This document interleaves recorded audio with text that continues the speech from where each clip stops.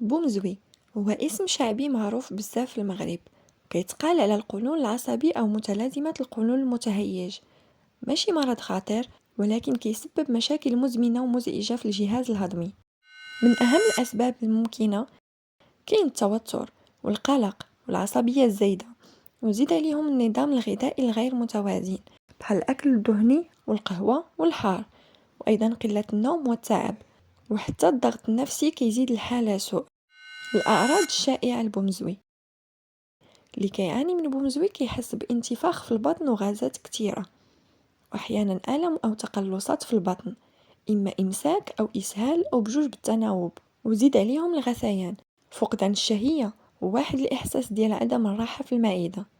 والمشكل كيزيد بزاف ملي كيكون الشخص متوتر أو معصب.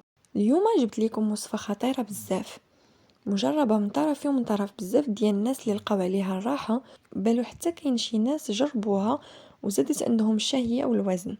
المكونات بسيطة بزاف، ولكن المنافع ديالها كبيرة. أول مكون عندنا النافع أو اليانسون، كيهدل الأعصاب ديال المصران وكيقلل الغازات.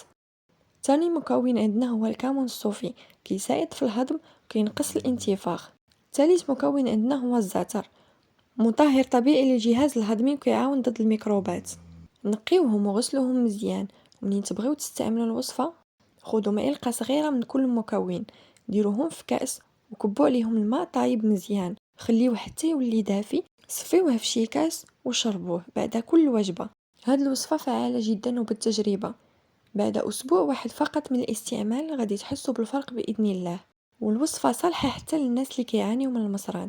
جربوها على ضمانتي وشاركوا النتيجة ديالكم في التعليقات.